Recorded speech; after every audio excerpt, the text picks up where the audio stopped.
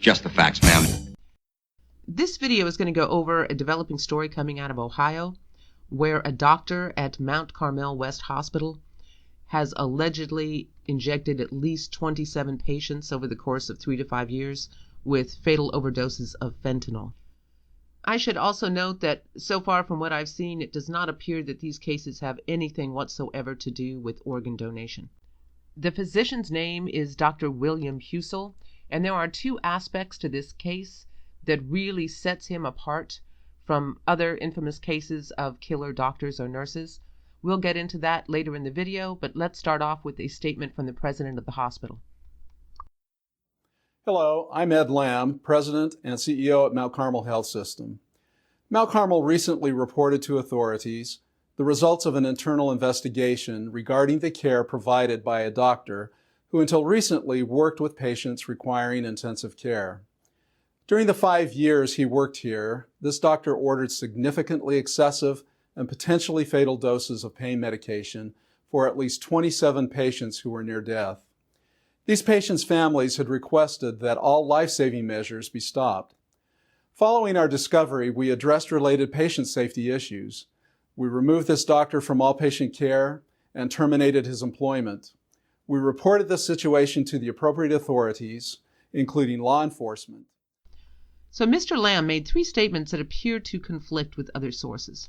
First of all, he said upon discovery, the hospital removed the doctor from patient care and then fired him.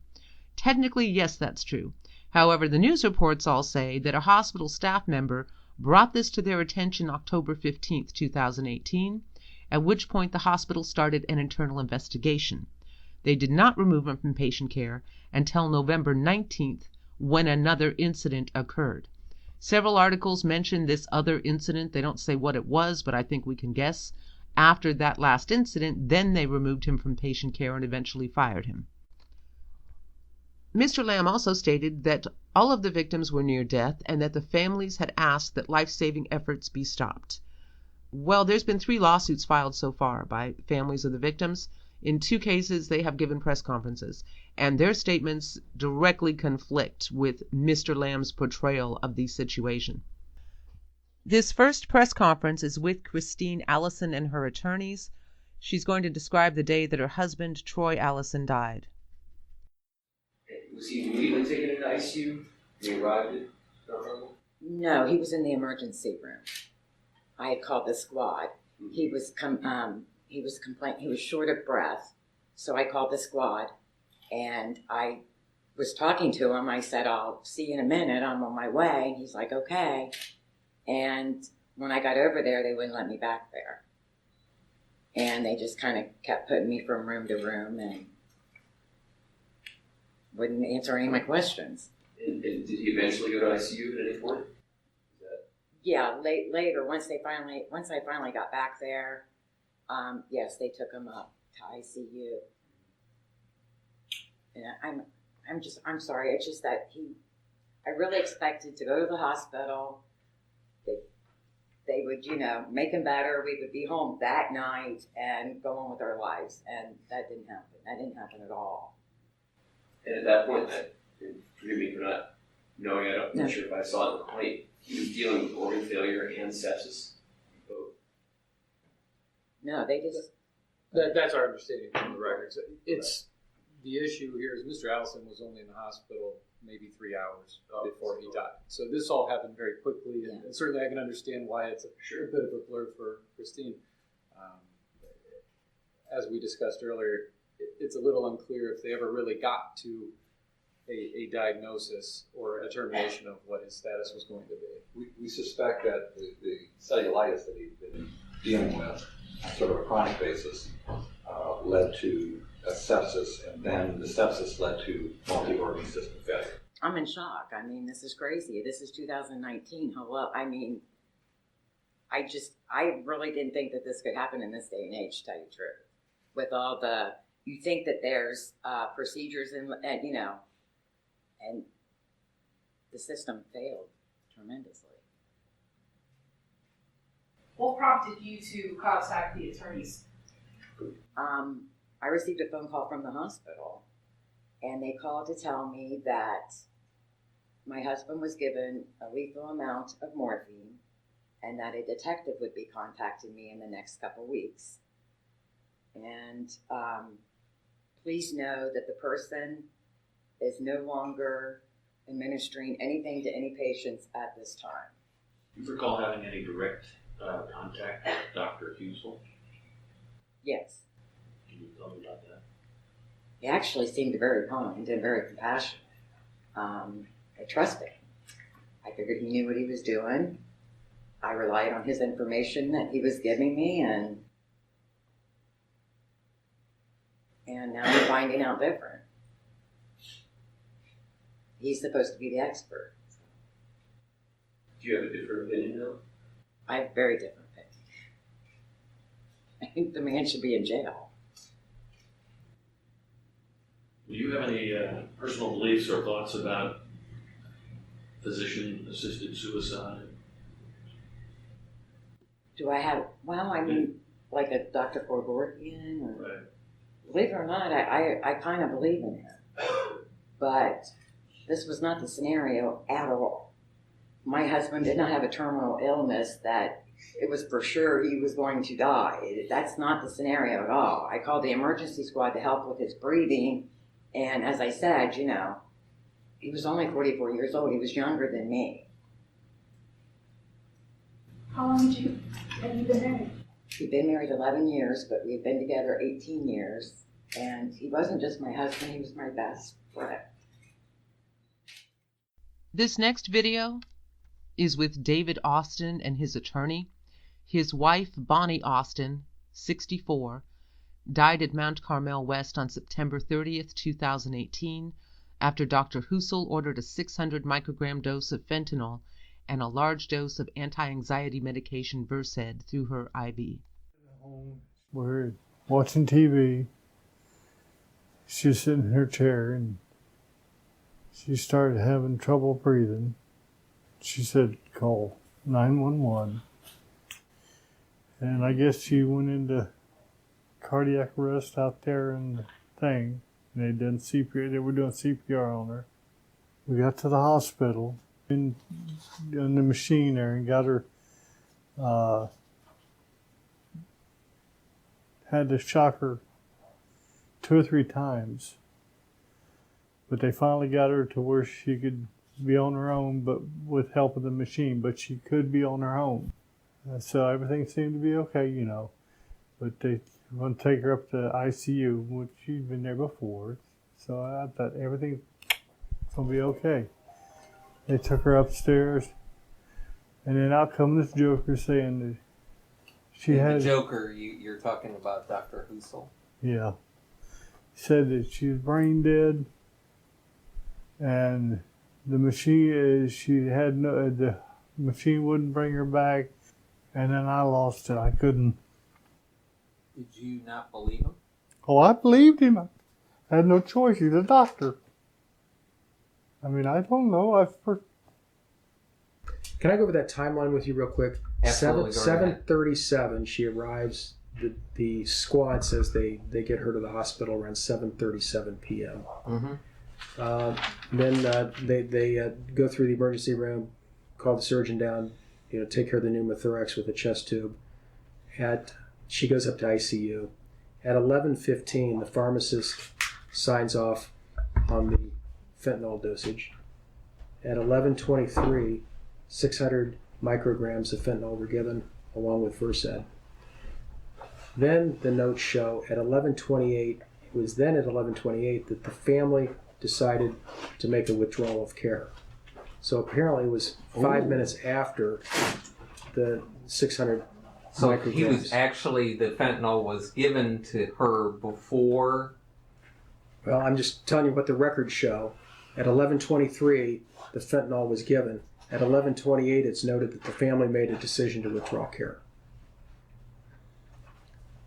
And then at 11:53 was the time of death. You know, you always think, could have something else happened? Because I couldn't figure out. The doctor downstairs in the ER said she was fine, just her heart was working fine. And in just a very short time, she goes up to the ICU and nothing? Just not? That don't make sense. When he said she was brain dead, what did he ask you something specifically then? After He said, can you pull the plug? And now me and my wife have always said, and me and her agreed, if there's no chance of ever coming back, and I have a living will also, if there's no chance of me coming back, pull the plug. But if he put that medicine in her to where she can't come back, because if he'd have put that medicine in her, and if I'd known that, I'd said, wait a minute, stop. Don't do that. I mean, I've been around the military, I've been around druggies, and when they're coming down, sure, they can't get their mind working, they can't get their heart working and stuff, but if you come down and maybe your mind start working again, your heart might start working again, your lungs might start working again. So I said, if I'd have known that, he gave her that, I'd have said, wait a minute, stop. Let's see if that, maybe her mind can start. If I'd have known he'd done that. But I didn't know he did it. I didn't know he gave her any drugs. I had no idea. The fact that this doctor was entering everything into the patient's chart, including the overdoses and the amounts, and all of that was going into the computer system, is, in my opinion, probably the only reason we're hearing about 27 deaths. I have no idea why he was doing that. But in the case of killer doctors, usually they end up being suspected of a tremendous amount of deaths, but they only get charged and convicted for a handful at the most. In this case, these computer records were also available to the family members after the person died, and the first lawsuit that was filed was Janet Cavanaugh. Mrs. Cavanaugh was at an assisted care facility, and apparently, I don't know the details, there has not been a press conference, but she ended up at the hospital and then died shortly after. Her daughter suspected that perhaps the care facility did something wrong or was negligent, so her daughter took the records to a malpractice attorney. And the malpractice attorney, while looking through the records, clearly saw that she had been given a lethal dose of fentanyl at the hospital. So he had the records and he knew. The hospital knew that these records were all over the place. So covering something like this up, not that they would, but if they had wanted to, it would have been pretty much impossible. Now, in the beginning of the video, I mentioned there were two factors that really set this case apart from other cases of killer doctors or nurses. First, obviously, being that he entered everything into the medical records. The second is that typically these individuals covertly administer drugs to the patients when no one's looking. However, in this case, he just sent it through regular hospital channels. So the pharmacists were getting requests for lethal doses of fentanyl at 600 or 1,000 micrograms, and they knew which patient it was going to, and they were filling it. You can see on this fentanyl dosing chart, start at the lowest dose, 100 micrograms max, and has special instructions for people over 65. And these pharmacists were filling that. And then the nurses, they're the second gatekeeper to make sure that drug errors don't occur. The nurses were administering it. At this point, the hospital said there are 20 staff members on administrative leave because they were involved with these patients, pharmacists and nurses. And there's one pharmacist and one nurse in particular that are under heavy investigation. In my opinion, this is the most astounding aspect of the entire story. While there's certainly been numerous killer doctors or nurses, they always worked independently. They didn't want anyone to know what they were doing, because obviously they did not want to be charged with murder. But in this case, it looks like numerous people knew, and a number of them were, to some degree, directly participating in this.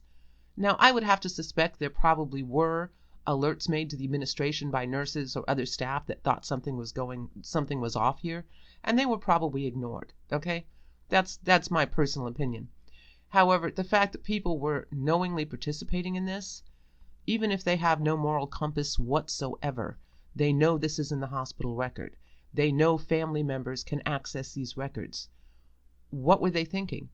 I mean, was the environment so out of touch with reality that they thought they could get away with this forever? Maybe they'd been doing it for years and they'd never had a problem, so they really did believe that it wasn't a problem and they could keep killing patients and it would never be questioned and there would never be an investigation. I don't know.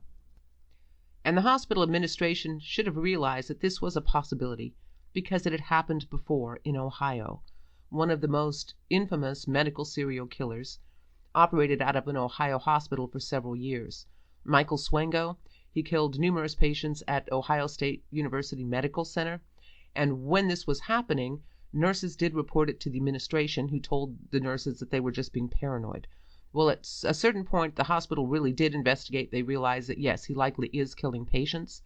But instead of reporting it, they decided to simply fire him. And they used the excuse that they couldn't prove that he killed these people, so they didn't have it investigated by the authorities. Anyways, Michael Swengo went on to work at numerous hospitals around the U.S., and he's estimated to have killed at least 60 people.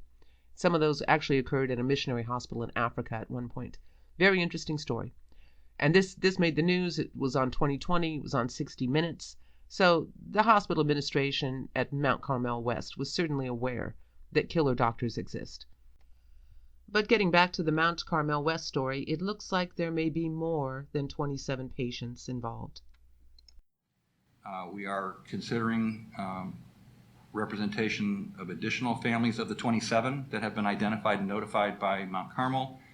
And what is a bit concerning and troubling to us is that we have been contacted by other patients' families who have accessed medical records through hospital portals, identified that their patient, their family member, has received a fentanyl dose of 1,000 micrograms or more from Dr. Husel, and yet they have not been contacted by Mount Carmel West as a part of that group of 27. So there is some concern that in spite of Mount Carmel's efforts, and I'm not suggesting those aren't legitimate or comprehensive as possible, that this may be the tip of an iceberg and that the size of the iceberg is as yet unknown. There will be more facts and news articles coming out about this case in the coming weeks and months. If you enjoyed this video, please do give it a thumbs up. Thank you for watching, and stay safe.